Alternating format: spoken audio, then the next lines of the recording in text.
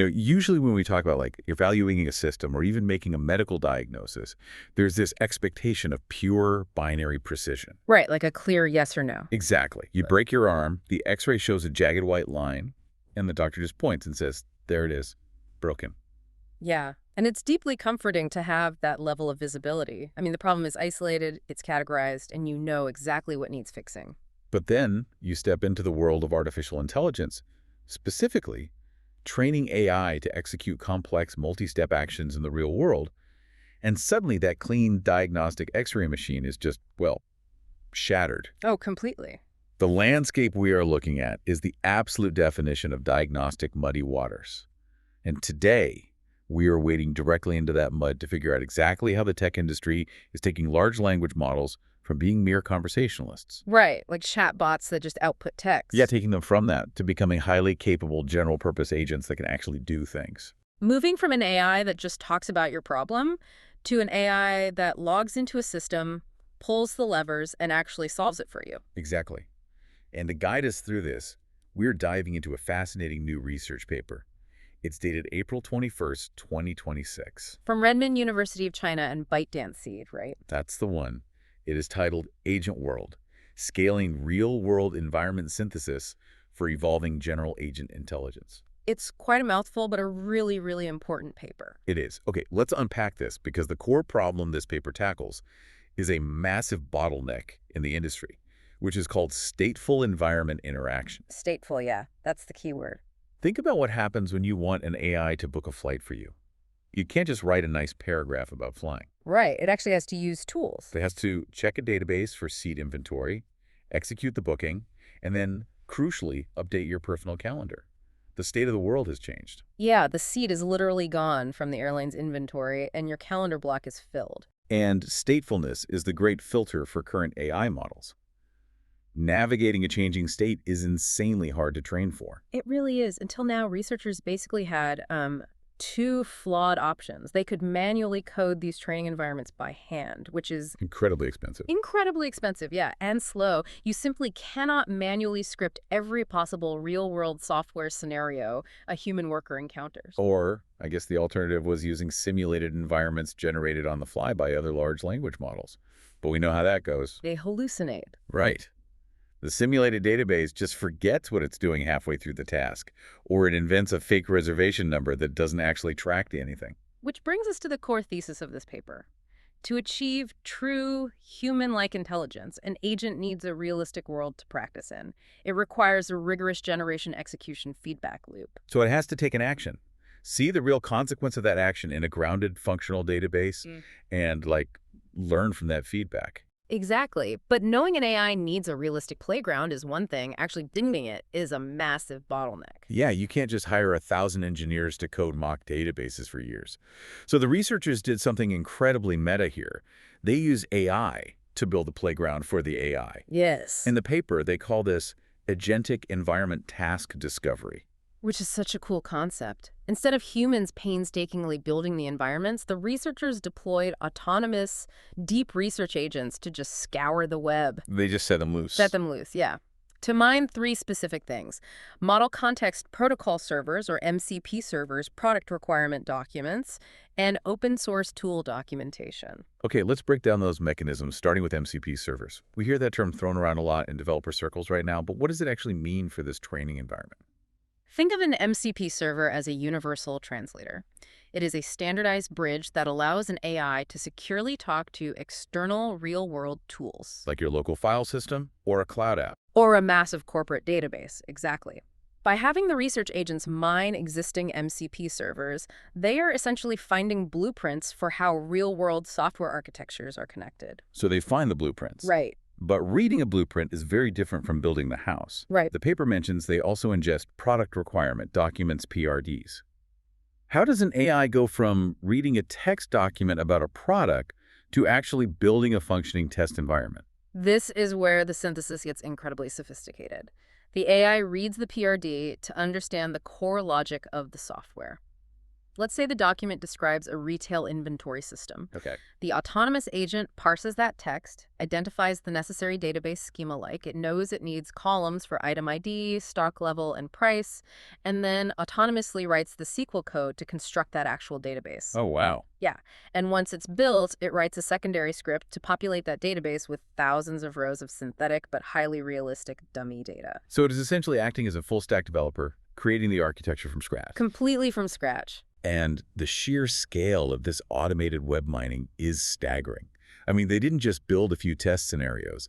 They synthesized 1,978 distinct, highly realistic environments. Yeah, almost 2,000. And to interact with those environments, they generated 19,822 unique executable tools. Almost 20,000 tools, systematically categorized into 20 different high-level domains. That's massive. We are talking about fully functional mock-ups of DevOps systems, web content extraction pipelines, cloud platform services, and really complex finance and market databases. I have to push back here, though. I mean, an AI is scouring the web, reading product documents, and mashing together databases and 20,000 executable tools.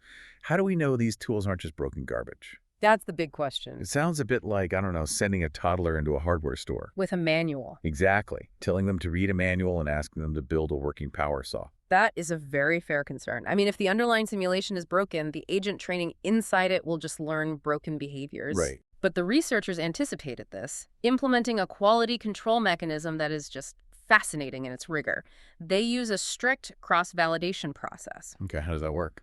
When the system generates a new tool, for instance, a Python script designed to query our hypothetical retail database, it is simultaneously forced to write a suite of unit tests for that specific tool. Wait, so it has to write the exam for the tool it just built? Exactly. First, the system checks if the generated Python code even compiles. If it throws a syntax error, it's immediately discarded. Makes sense. If it compiles, it runs the unit tests in a secure sandbox. But passing a unit test just proves the code executes, right? It doesn't prove the tool is actually useful for a complex task. Oh, okay. To verify that, they deploy a completely separate standard React agent, a reasoning and acting AI model, to attempt the newly generated task 5 separate times. 5 attempts. What's the threshold for success then? The task must be successfully completed at least 2 times out of those 5 attempts to be included in the final training set. 2 out of 5. That specific ratio is really telling. It proves the task is solvable, but it isn't so trivial that a basic agent gets it right every single time. Right. It preserves a necessary level of difficulty for the training process. What's fascinating here is the sheer architectural ingenuity of the resulting environments. How so? Well, they intentionally built heterogeneous data structures. They didn't just stick to clean, formatted SQL databases. The autonomous system built environments combining JSON files, messy CSV spreadsheets, raw HTML, and YAML configuration files. It is mimicking the absolute chaos of a real human knowledge worker's desktop. Oh, absolutely. I mean, when I'm trying to pull together a project, I'm pulling a CSV from my email, checking a web page, and looking at a shared database. It is never just one pristine format. Never. So now we have the classrooms, these 1,978 chaotic, realistic environments, and we have the roughly 19,000 verified tools. The playground is built. But if we have the playground, how do we write the curriculum? Like, how do we generate the actual assignments the AI needs to complete? This is where we move from environment generation to task synthesis. And the paper outlines 2 distinct methods for generating these assignments, ensuring the AI is tested on both linear processes and abstract reasoning. Okay, let's start with the linear stuff. They call the first method graph-based synthesis, right? Yes. This handles linear sequential tool dependencies, meaning tasks where you absolutely cannot skip a step. Think of a standard corporate workflow. You cannot possibly query a database for a customer's shipping status until you have successfully used a different tool to retrieve their internal order ID. Right. And to create tasks like this, the system literally builds a node graph of all the available tools in that specific environment. It maps them all out. Yeah, it maps out how the output of tool A feeds directly into the input of tool B. Once that map is drawn, it does a random walk along this graph, hopping from node to node to string together a logical chain of actions. Exactly. It creates a guaranteed, mathematically verifiable path to success, and then works backward to write a natural language task description based on that exact path. And that handles the sequential workflows perfectly.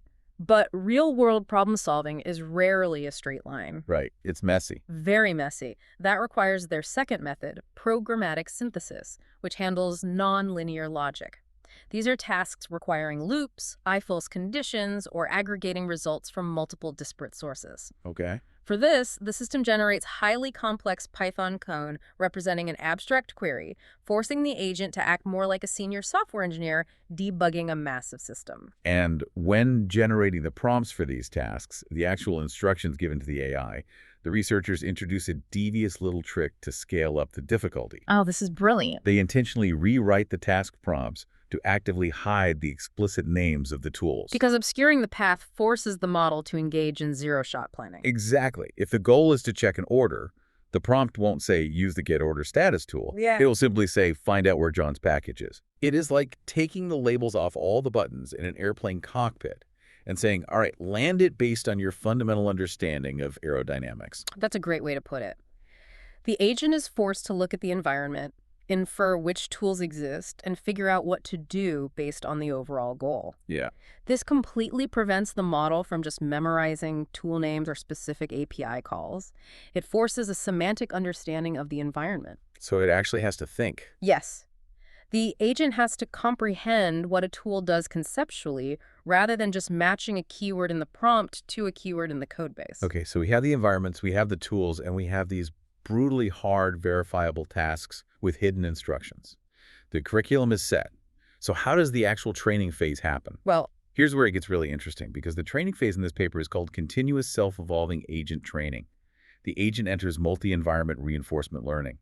And the paper specifically mentions using the GRPO algorithm group relative policy optimization. yeah, and GRPO is a vital distinction from standard reinforcement learning. How so? Well, in older models, an agent attempts a task, and it either passes or fails, it gets a reward, or it doesn't. But group relative policy optimization is much more competitive.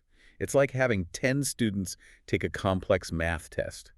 Instead of just grading them pass or fail, the algorithm takes the whole group's attempts, compares them against each other, and rewards the AI for figuring out why one specific path was mathematically more efficient than the rest. Exactly. It learns from the relative differences in its own diverse attempts. It is optimizing not just for success, but for the most elegant, efficient path to success across thousands of domains simultaneously. And that leads us to the absolute coolest part of this paper. This training doesn't happen in a vacuum. This is where we step into the X-Men Danger Room. Oh, I love this analogy. Right. If you're familiar with the comics, the Danger Room is a training simulator that actively reads the hero's weaknesses and dynamically generates customized holographic threats to exploit them. Yeah. The researchers built an AI version of this called the Agent Arena. The arena is not a static exam. As the agent is training, a completely separate AI, the diagnosis agent, acts as an incredibly critical supervisor. Wait, so the diagnosis agent literally just sits there watching the trainee fail? Yep. It looks at the execution errors, reads the raw logs, and pinpoints the exact cognitive bottleneck. Let's say the trainee is constantly suffering from state update errors. Okay. Like it keeps booking a flight, but forgetting to check if the database actually registered the booking before moving on to update the calendar. Classic mistake. Once it diagnoses that specific weakness, the diagnosis agent dynamically synthesizes new, highly targeted tasks designed exclusively to hammer that flaw. Oh, wow. So if the trainee is bad at state updates, the arena suddenly floods with complex state update scenarios until the agent adapts. If we connect this to the bigger picture, what they have created is a continuous coevolution loop. The policy, the intelligence of the agent, and the environment itself are evolving together. Yeah. As the agent gets smarter and solves the current batch of tasks, the arena diagnoses its remaining highly specific flaws and simply raises the ceiling. It's like a tutor who sees you struggling with fractions and instantly writes a custom textbook on fractions just for you. The curriculum engine dynamically writes itself based on the student's failures. A theoretical loop is fascinating, but does it actually translate to real-world performance? Let's look at the scoreboard. The results across the 23 complex benchmarks they tested are a brutal wake-up call for the current status quo of massive static models. They really are. I mean, look at a model like GPT-OSS-120B. That is a massive 120 billion parameter model. You would think sheer size would guarantee competence. You think so, yeah. But on the MCP mark, benchmark, which specifically tests an AI's ability to interact with those real-world model context protocol servers we discussed earlier, that giant model scored a dismal 4.7%. 4.7% accuracy. It demonstrates that sheer parameter count fundamentally cannot handle complex, stateful tool workflows if the model hasn't been trained in an interactive environment. But then you look at the underdog of this paper, Agent World 14b. It is a fraction of the size at just 14 billion parameters. Yet on that same MCP benchmark, it hit 13.3%. Almost triple the score. Almost triple the score of a model nearly 10 times its size. And the performance gap becomes even more pronounced on interactive benchmarks like Ta2 Bench. Yeah, Ta2 Bench is notoriously difficult because it tests dual control conversational agents. Right. For anyone unfamiliar, dual control means the AI isn't the only one touching the steering wheel. The agent is trying to book a hotel and modify a database, but midway through the multi-step process, the human user jumps in, changes their mind about the dates, or alters a parameter. The worst kind of user. The absolute worst. But both the user and the agent are changing the state simultaneously. It requires immense adaptability. And on that complex dual control benchmark, Agent World 14b achieved a massive 65.4% success rate. That's incredible. Beating out industry giants like Gemini 3 Pro on many fronts. Size just isn't everything when you lack the right environment to practice in. I was looking at the scaling analysis graph included in the paper, and it completely threw me off. The graph tracks agent performance against the sheer number of synthesized training environments. Oh, right, the scaling curve. Yeah. When they train the agent on 0 synthesized environments, relying purely on its base knowledge, it scored an average of 18.4% across the benchmarks. By scaling up the number of environments to 2,000, the performance more than doubled, hitting a 38.5% average. A huge jump. Huge. But here is my question. Why doesn't it keep going up? The performance doubles when they hit 2,000, but then the curve just flattens out. If we let the AI build 1 million environments, shouldn't we theoretically reach artificial general intelligence? Well, the source material provides a very nuanced look at this scaling law. The data reveals massive stage-wise jumps early on. Moving from 10 environments to 100 and then from 100 to 500 causes capabilities to skyrocket. Right. But after 500 environments, the returns begin to diminish slightly. The researchers suggest that the early expansion captures what we might call high-impact diversity. High impact. Yeah, it teaches the agent the foundational mechanics of navigating diverse databases, handling API calls, and recognizing state changes. The core concepts of basically being a digital worker. Correct. Later expansion like scaling from 1,000 to 2,000 environments mostly just polishes the agent's robustness to weird, esoteric edge cases. I see. You hit a mathematical point of diminishing returns on environment diversity alone. The agent already understands how to use tools. Throwing 1 million slightly different tools at it doesn't fundamentally alter its reasoning capabilities. So the environment diversity caps out, but that danger room we talked about, the self-evolution loop, is what pushes the model's actual reasoning forward. Exactly. And there's a final statistic in this paper that serves as the ultimate proof of concept for this entire methodology. The researchers took an older baseline model, Nscaler 8b. This model wasn't even built on their new system. They simply dropped it into Agent World's diagnostic arena. And even that older external model improved round over round simply by being exposed to the dynamic task synthesis and the diagnosis agent. It's wild. The teaching method works universally. The arena itself is a completely model-agnostic curriculum engine. It is. So what does this all mean? Let's bring this back to your daily workflow. If we want truly helpful AI assistance agents that can flawlessly run our schedules, manage our corporate servers, and navigate the messy, chaotic software of the real world, we can't just shove more text documents into bigger and bigger language models. The old way of training is hitting a definitive wall. We have to build infinitely diverse, interactive playgrounds where these agents can pull levers, see the database change in real time, make cascading mistakes, and learn from the consequences of their actions through rigorous comparative algorithms like GRPO. This raises an important question regarding the fundamental role of human engineers moving forward. It really does. And this is what I want you to mull over as we wrap up today. Agent World proves that AI can now autonomously build the very environments needed to train the next smarter generation of AI.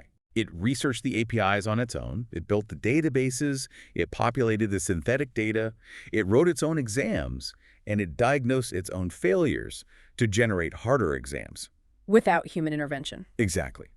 If AI no longer relies on human-generated data to create its own curriculum, what happens when it begins discovering and mastering workflows that humans haven't even conceptualized yet? That's the real frontier. Think about your own life. What happens when you ask your AI to plan a complex international vacation, and instead of just writing a text itinerary, it autonomously builds a custom web scraper, discovers an undocumented loophole in a major airline's API, and books you a hidden flight tier that a human travel agent couldn't even access? Are we looking at the final human design bottleneck being removed? It certainly seems that way. Remember our medical x-ray from the beginning? We wanted the clean white line, the easy, observable answer. But real-world intelligence isn't a static image. It's messy, it's stateful, and it's constantly shifting.